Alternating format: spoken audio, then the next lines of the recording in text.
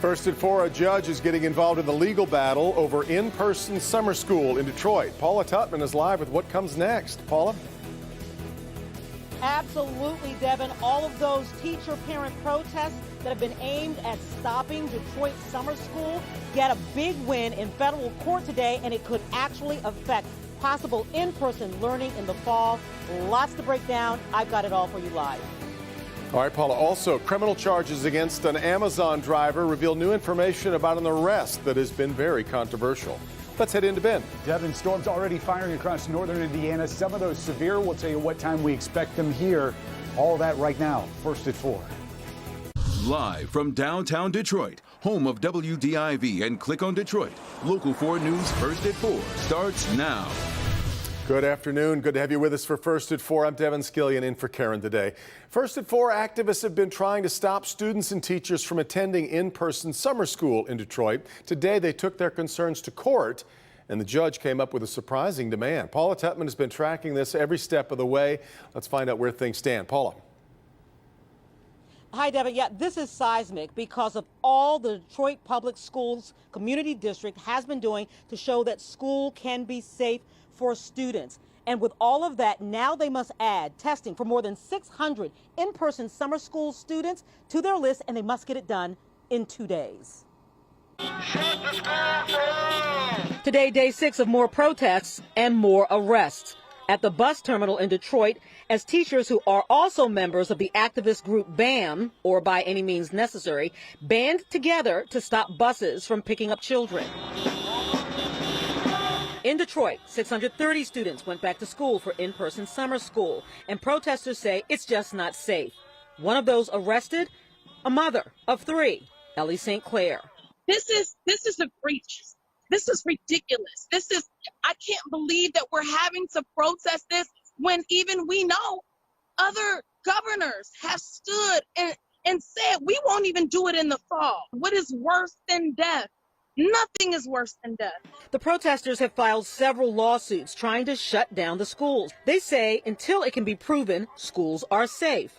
Currently, as we showed you yesterday, good morning, all children and teachers are wearing masks. There are temperature checks at the front door, a stringent cleaning regimen, and distancing. In federal court today, BAM challenged all of those things. None seemed to move District Judge Arthur Tarnow to immediate action until BAM leader Shanta Driver brought up that while teachers are required to get COVID tests and test negative, students are not. Judge ordered that every student be tested to see if they have the virus within the next 2 days.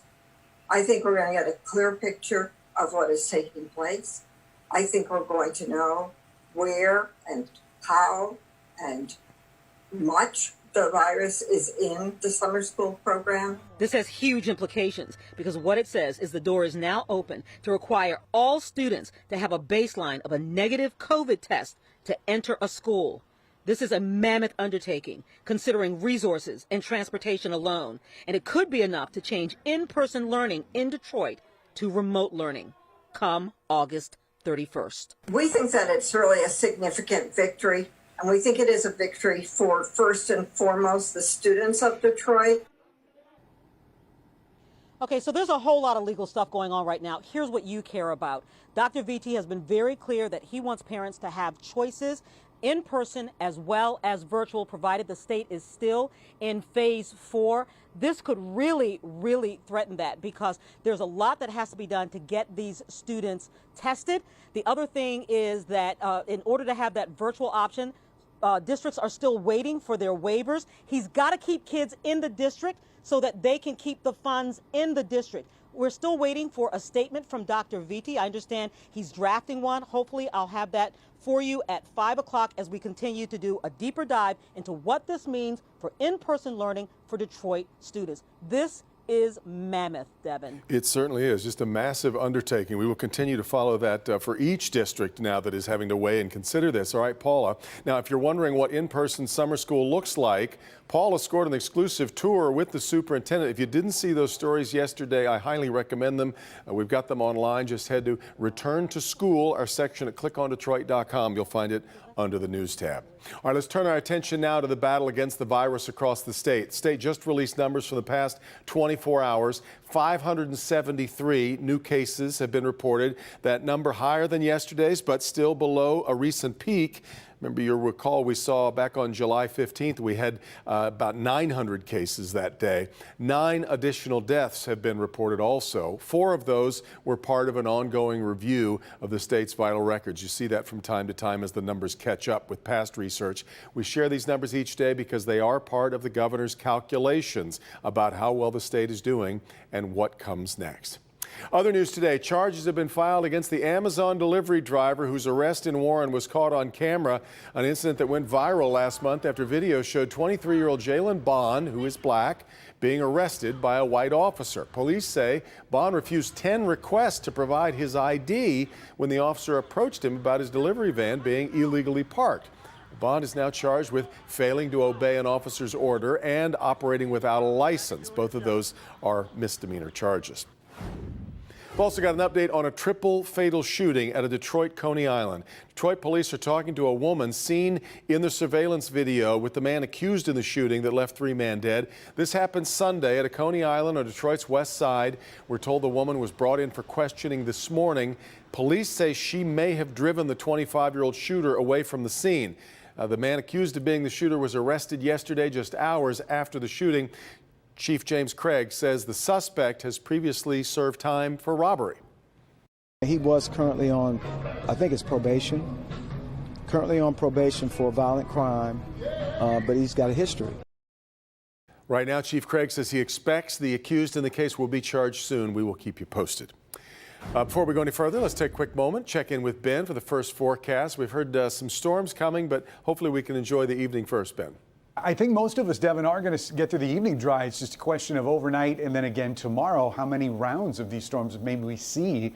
You can see on Storm Tracker 4 right now, there's just a little bit of activity starting to get a little bit closer to Hillsdale County there. We'll be watching that, but further off to the south, that's where most of those thunderstorms have been firing there in northern parts of Indiana. See approaching Fort Wayne, plenty of lightning strikes there. However, we do have a marginal risk of severe weather for tomorrow, and that's mainly for the afternoon hours.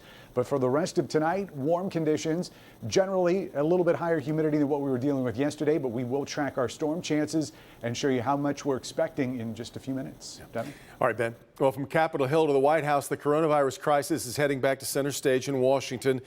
Most everybody agrees that more relief is needed for Americans impacted by the pandemic, but getting there is going to be quite a battle. Kimberly Gill now in the newsroom with where things stand today. KG? Hi, Devin. Good afternoon to you. There is some time pressure here. That $600 in extra unemployment that many Americans have been relying on will run out this week. So right now, there's no plan in place for what comes next. Instead, we have conflicting ideas about what to do next. President Trump is pushing a cut in the payroll tax, but that's dividing Republicans because it won't help the unemployed and it adds to the national debt. Senate Republicans have been working on their own plan with a $1 trillion price tag, although that could go up. Meanwhile, House Democrats are working on a much bigger $3 trillion proposal. It looks like the negotiations to get something done will be intense and expensive. The Republican proposal appears destined to fall drastically short of what's required. From all indications, the bill will prioritize corporate special interests over workers and Main Street businesses. We're looking at a number of things, but the president was very clear that he would like to see a payroll tax in there, along with liability protections, tax credits for businesses to bring people back to work and to have safe work environments, and of course, $70 billion for schools to reopen safely, at least $70 billion. That's right. And on top of all of that, President Trump plans to restart his involvement in offering coronavirus updates. He has a news conference scheduled for 5 p.m. today. We'll be monitoring that event, and you can watch it at clickondetroit.com. Devin, we're going to have a lot of ground to cover in the next few weeks, and we will be all over it. For now, we'll send it back to you. No doubt. All right, Kim, we'll see you soon. Sure. Still ahead, it is disappointing reality for bargain hunters who've been waiting for a big summer sale. We're going to talk about a pre-holiday gift for some retailing workers. Also, you might call it a perfect 10. 2 American astronauts reach a pretty cool milestone. And some history in the making at the ballpark. Another glass ceiling shattered in today's trending stories. We'll have that just ahead. Stay with us.